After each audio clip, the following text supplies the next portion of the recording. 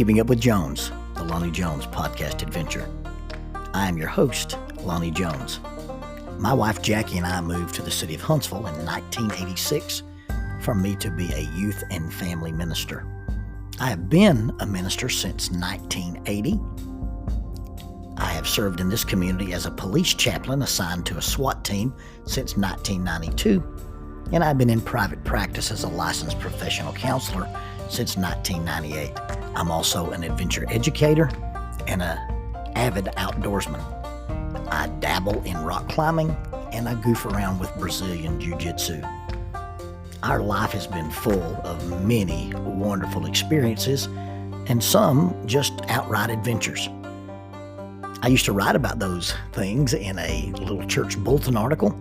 So now instead of asking you to read those things, we're just going to talk about them in our podcast.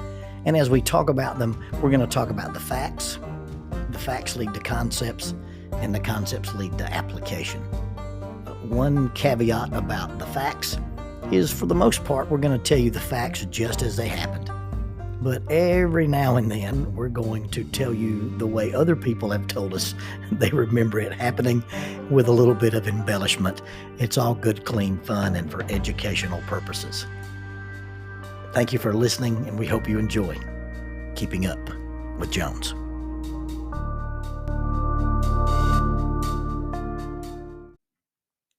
Faulkner University announces a 60% tuition discount for members of the Church of Christ. Now, there are some guidelines. This 60% tuition reduction is applicable to adult undergraduate Bible degrees or graduate Bible degrees from the Curley Graduate School of Theology in the VP Black College of Biblical Studies. You must satisfy all admission requirements and maintain satisfactory academic progress. You must remain continuously enrolled, including summers, until the completion of the degree. You must provide a letter from an elder or minister, preferably on church letterhead, verifying that you're an active member of a Church of Christ congregation prior to your initial enrollment. This offer applies to adult undergraduate degrees such as biblical studies, youth and family ministry tracks, and it also includes graduate degrees. And those are the Master of Arts in Biblical Studies, the Master of Arts in Family Life Ministry, or a Master of Theology, and it also applies to the PhD in Biblical Studies. For undergraduate inquiries, please contact Adult Enrollment, 334-386-7140, 334-386-7140, or Adult Enrollment at Faulkner edu. That is Adult Enrollment at faulkner.edu. For graduate inquiries, please call 334-386-7539, 334-386-7539. Graduate enrollment at faulkner.edu. That is graduate enrollment at faulkner.edu. Faulkner University is a sponsor of Keeping Up with Jones, the Lonnie Jones podcast adventure.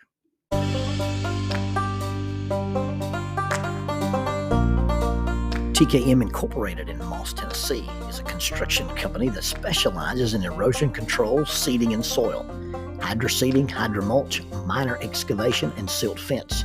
They also provide traffic control and construction signs. Their business is keeping people safe, but their passion, their mission, is they wish that all men could be saved. TKM has adopted the nickname the King's Men because as they serve you, they also serve the King.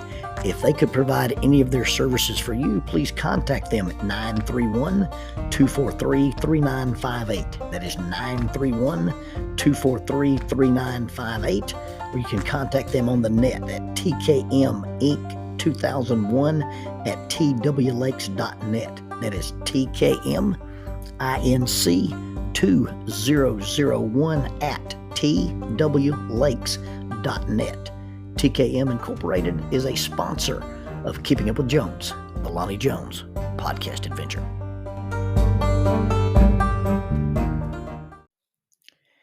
I readily own my own rather checkered academic history. I was on the dean's list, but it was his other list. I had a conversation with a girl in college, and she proudly, if not arrogantly, announced, I've never made a B. To which I responded, well, me neither. And we didn't mean the same thing. So it's no surprise that Lonnie Elizabeth Jones, also known as Lonnie Beth, and called by most of her acquaintances as simply as LB, it, it's no surprise that LB, a volleyball player extraordinaire, a fashionista, a psychology major turned art major, may have inherited some of my academic genetics. I remember one of the phone calls I got from school. The teacher starts out with this preface. He says, I want you to understand, LB is never a problem. I don't usually even know she's in the room. And even if I know she's in the room, I can't tell if she's on the same frequency or even on the same planet as the rest of us.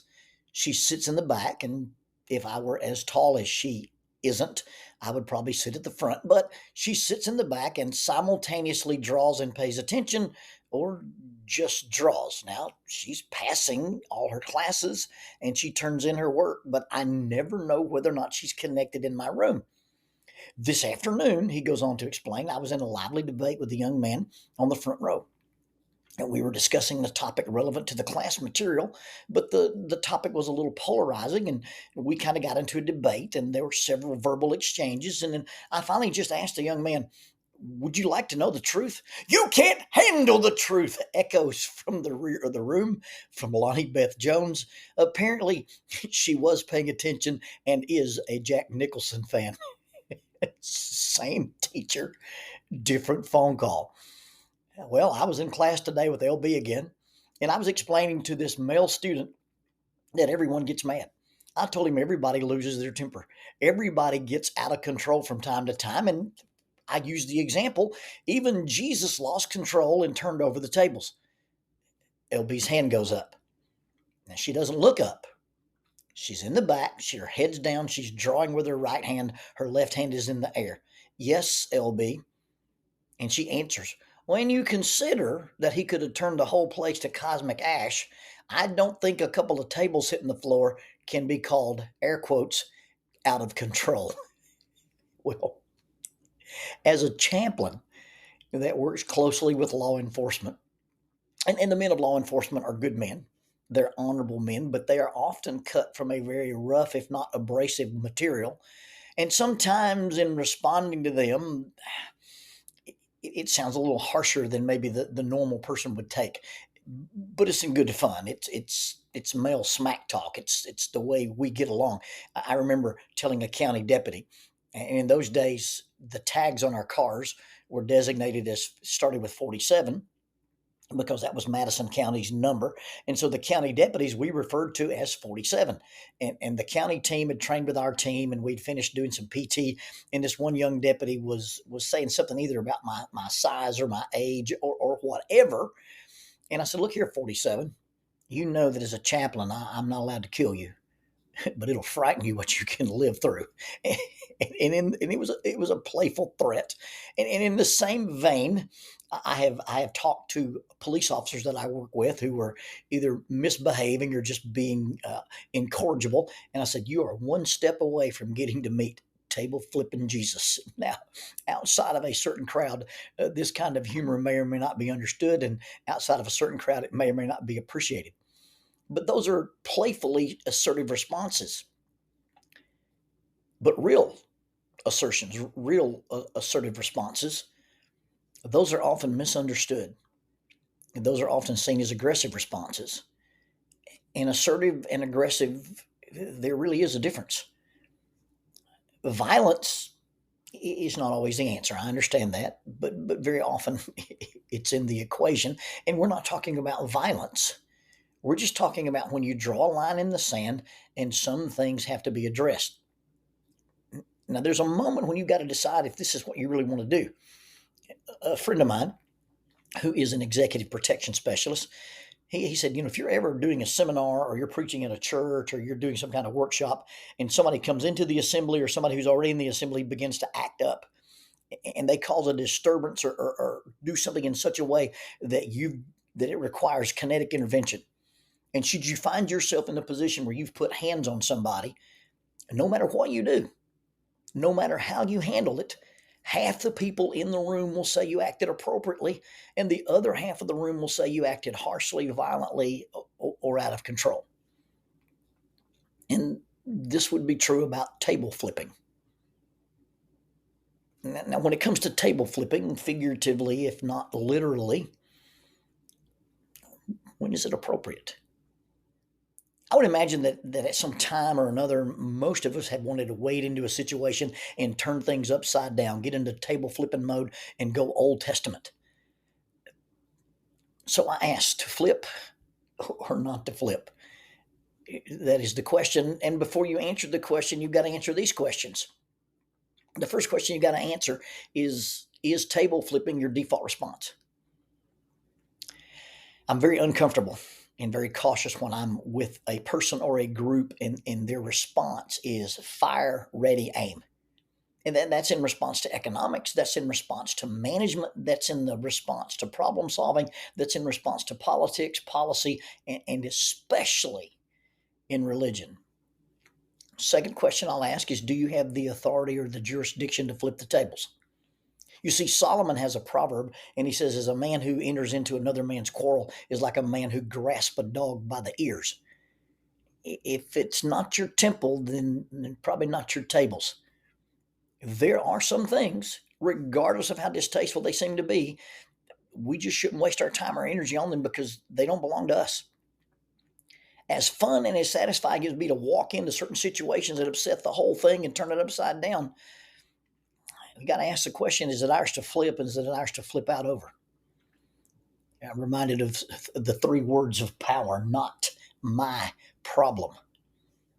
The third question I have to ask is what is transpiring so obviously egregious, so obviously false, so obviously wrong, so obviously evil, or so obviously toxic that it requires intervention, attention, or an immediate response?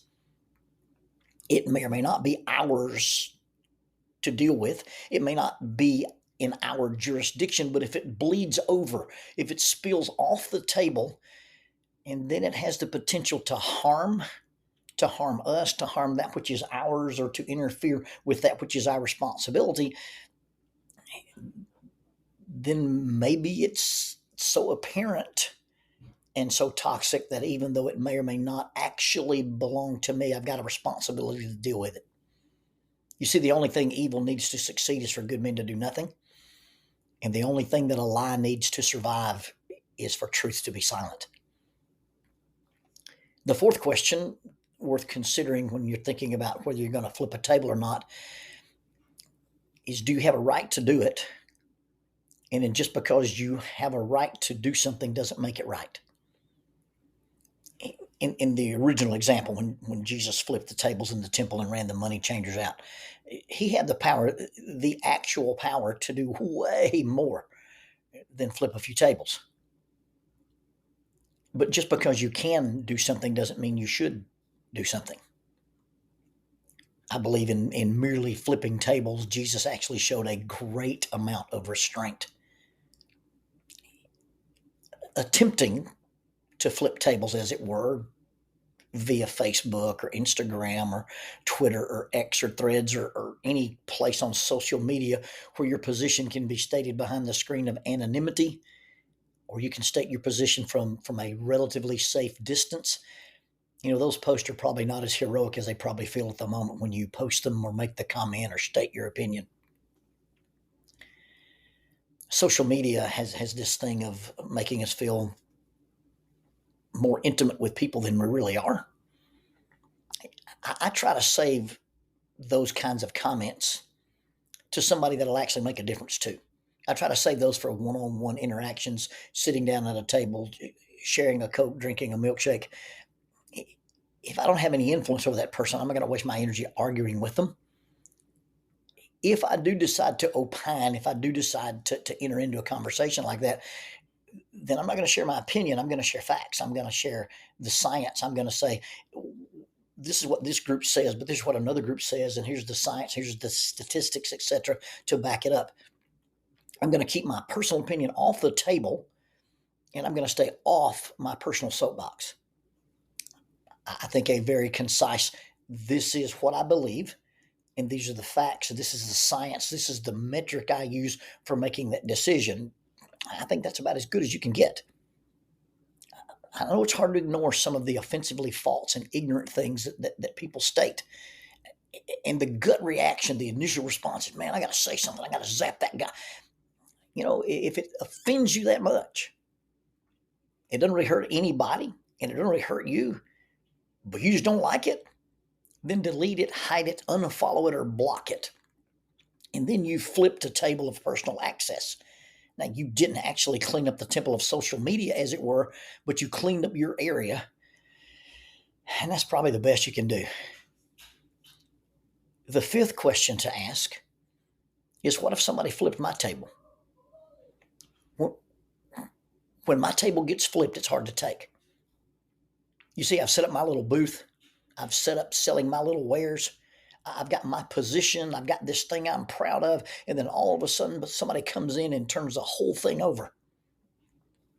Well, am I honest enough? Do I have enough self-control? Do I possess sufficient self-insight to survey the mess and critically analyze whether or not that particular table of mine actually needed being toppled? See, being self-aware and not being self-absorbed. And so if you can't take having your table flipped, then you should not be eager to flip any table anywhere for any flipping reason. Now, if I decide to flip out or flip tables, it must be because there is a level of toxicity. It must be about deceit, abuse, exploitation, fear-mongering, gaslighting, manipulation. Those are the things that are on the table, and they're not just staying on the table, but they're overflowing from that table, and they're in play, and they have a direct effect on me, on mine, on my life, or those for which I am responsible. And in that case, then yeah, you probably need to confront it and you need to flip the table. Now, there are tables and they're full of things that are inconvenient, unpleasant, upsetting, distasteful, unfair. They go against the grain. They're counterculture. They're offensive. But they are well within the rights of the people who own the table. In those cases, you shouldn't flip the table. But neither do you have to visit the table. Neither do you have to sit at the table. Neither do you have to endorse what's on the table. You can just simply decide to walk around those tables. In the two occasions in Scripture where Jesus cleansed the temple by flipping tables and driving out the merchants, the thing that was actually occurring, we would probably just loosely call hypocrisy. But if you really, really look at it, what was going on in the temple would be a thing that I would call spiritual abuse. It's not a term you regularly hear. It's probably not one you've ever heard in church. But spiritual abuse is a very similar cycle to domestic abuse. Let me read you a precise definition. Spiritual abuse occurs when someone uses a person's religious or spiritual beliefs to manipulate, control, or cause them harm by twisting religious teachings to justify abusive behavior, forcing participation in certain practices against their will, or using guilt and shame to maintain power over them. Essentially, it's a form of emotional abuse that leverages a person's faith against them in order to control them. It's the misuse and application of your faith against you on my part. You see, the abuser weaponizes the other individual's belief systems for purposes of control, power, and an agenda of the abuser, not the betterment of the person that they are instructing or abusing. Here's some things you should look for that warrant a response to spiritual abuse. And in this case, you need to flip that table. A manipulation of religious text. Abusers typically misinterpret teachings to justify their actions and blame the victims for their problems. A lot of people, when they read the Bible, end up being confused because they hear preachers preach, and preachers take multiple different scriptures and stick them together. You see, when the Bible was written, it was written in large sections. So there's individual books in the Bible, and those individual books contain individual paragraphs, and those individual paragraphs contain individual sentences. I wouldn't get lost too much on the individual words. And you take any scripture out of its context, you can manipulate it and make it seem to say just about anything you want to. If you consider Frankenstein's monster, and it is Frankenstein's monster, the monster's name is not Frankenstein. But when you consider Frankenstein's monster, it's made up of a lot of different pieces from a lot of different things, and they're sewn together and given artificial life. Anytime you run into a doctrine or a teaching or a religious schemata that says, hey, you got to take this verse here and this verse here and this verse here and this verse here and sew them together and give it artificial life, then you've probably created a religious monster. Now, I'm not talking about a topical text where you say, hey, let's look at every time the Bible uses the word love. Well, if you do that, you look up the word love in your concordance, then you've got to throw out the words that or throw out the verses that can't be used in context to define the thing you're talking about. But if you're taking things out of context, you're manipulating the religious text, and you build a monster and you give it artificial life.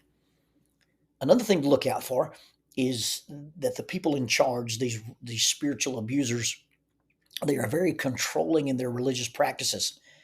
They will force someone to participate in excessive religious activities, or they will prevent them from practicing their faith in a way that is consistent with their doctrine. They've changed it, they've altered it, they've abused it. Religious abusers will also misuse guilt. They'll use religious guilt or shame in order to manipulate the victim into compliance. And then a spiritual abuser will also isolate a person from support networks. They'll discourage the victim from seeking help from friends, from talking to family. They will isolate them and say, hey, don't consult that religious teaching, that religious teacher, or those leaders outside of their direct ability to control. When you compare any teaching to another teaching, all you're going to do is find either the truth in both, or one is true and one is false, and nobody should be scared of that kind of comparison. When Jesus was stern with people, and the most often interaction Jesus had with people was that of sympathy, empathy, and compassion. But on the occasions when Jesus flipped tables or talked harsh to people, Jesus was the sternest with people who claimed to serve God, but mistreated and misled others. The money changers in the temple were doing exactly these things. They were hiding behind service to God, and they were using it to control people. They were using their service to God, and they used it to humiliate people. The people at the tables were the gatekeepers of what was and was not acceptable to God. They monitored access to God, and they were the gatekeepers. They used their position to take advantage of people, and they used their position to gain wealth, and they used their position to gain power.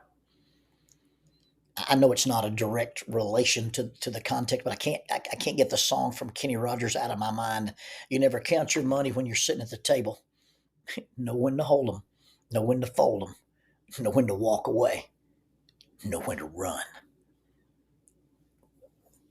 When a group focuses on other people, not they're focusing on other people as far as an outward focus and serving the community, but the message is why we are better than others, and not focused on how we should simply be better. The message is not better than other people. The message should be simply be better people. The focus should not be on why we are different from others. And once you imply, hey, we're different, therefore it means better, our focus should not be on why we're different, but simply on being more like Christ. When you're with a group and they do what I call promoting ceremonial cleanliness and elevating it to the level of righteousness. Now, in the New Testament, the people who came from a Mosaic background, the people who had grown up under the law of Moses, they took with them into Christianity the idea of hand washing and clean and unclean meat, observing the Sabbath, and circumcising their children. All those things were about ceremonial cleanliness with God and the covenant, and they wanted to bring those things into Christianity as markers for righteousness. In modern society, you take a good idea, you take a noble idea, but those ideals are rooted in man-made self-selected criterion and are elevated as indicative of righteousness. How often you attend, how much you give, specific dress modes or specific dress codes, banning or binding certain translations, making decisions on activities and priorities for families, practices that fall under the purview of parental authority, things that can clearly be decided by the family rather than be driven, dictated, or decided by the church. And yet some churches have overstepped their boundaries and says, this is how your families ought to look. This is how your families ought to dress. This is how your families ought to participate. This is how your families ought to be educated. And I'm not saying there's anything wrong with those ideas. I'm not saying there's anything wrong with those ideas. I'm not saying those ideas aren't good. And in fact, those ideas may even be, quote unquote, a best practice. But best practice and actual dogma are not the same thing.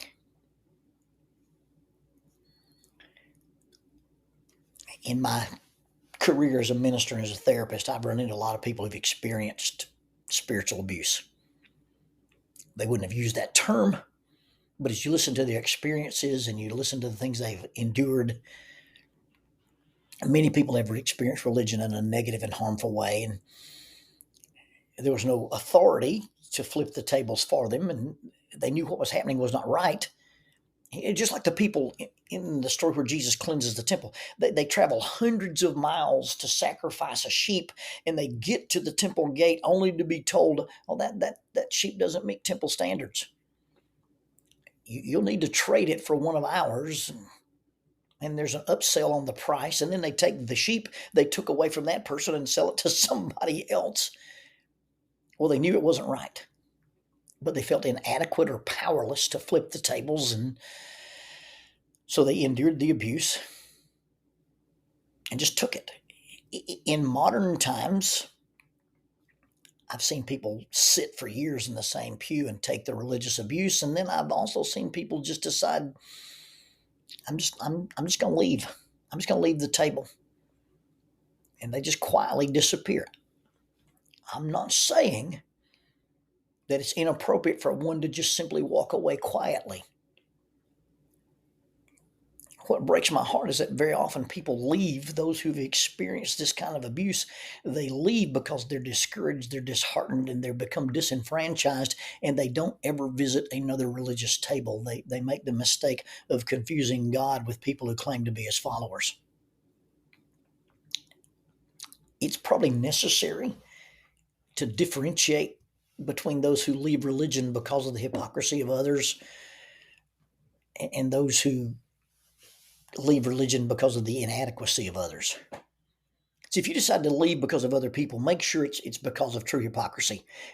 Make sure it's actual abuse. Make sure it's actual toxicity. Sometimes we come into religion, we come into churches, and we interact with flawed people who are trying hard to do the best they can, but because they are imperfect people, they live up to their potential for imperfection.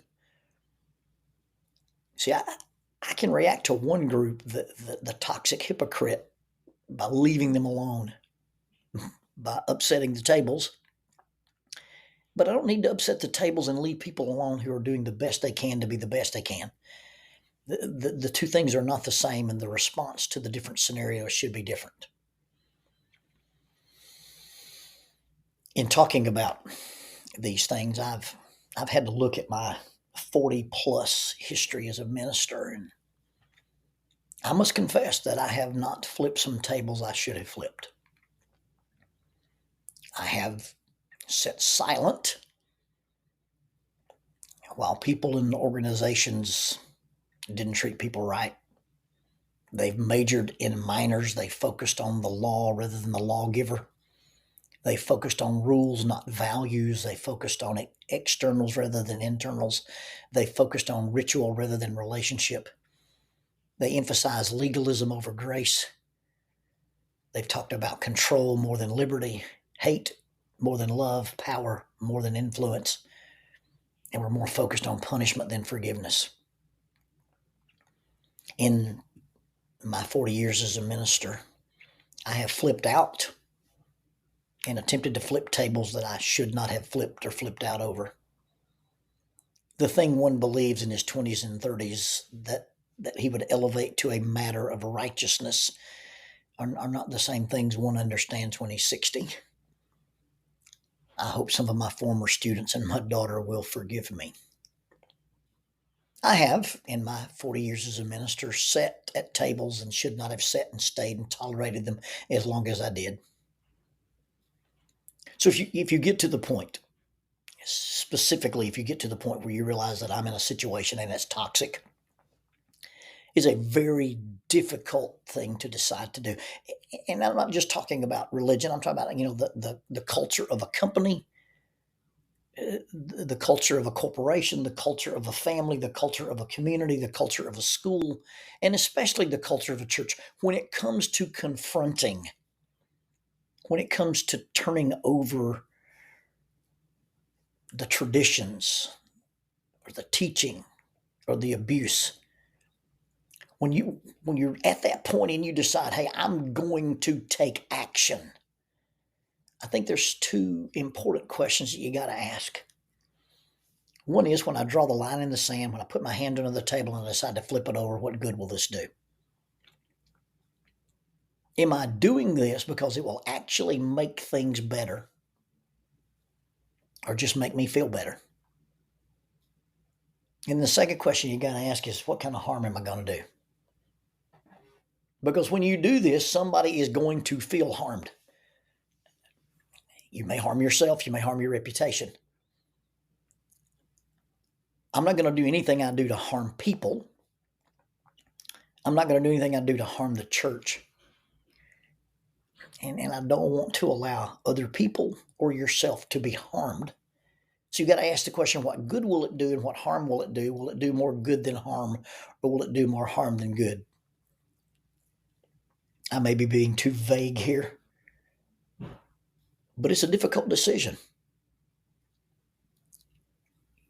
You're in a culture, whether it's the company culture, the religious culture, the family culture, and you decide these things aren't right and these things are bad, and I'm going to flip the table.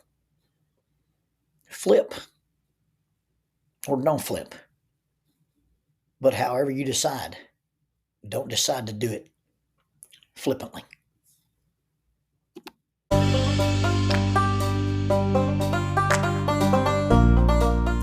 Using the tool of shortwave radio, World Christian Broadcasting literally covers the world every day with the gospel. They use two large curtain antennas. One is located in Anchor Point, Alaska, and the other in Madagascar. They send out messages that are recorded at their international home in Franklin, Tennessee. They make available 40 hours of broadcast every day. The broadcasts are made in English, Chinese, Russian, Spanish, Portuguese, Korean, English for Africa, and Arabic. They would love for your group to visit them. You can bring your ladies group, your youth group, or your men's group. Just give them a call at 615-371-8707, 615-371-8707, or you can go to worldchristian.org, find the Donate Here button, and make a financial contribution to support this work that literally covers the world every day with the gospel. World Christian Broadcasting, in cooperation with Keeping Up with Jones, the Lonnie Jones podcast adventure.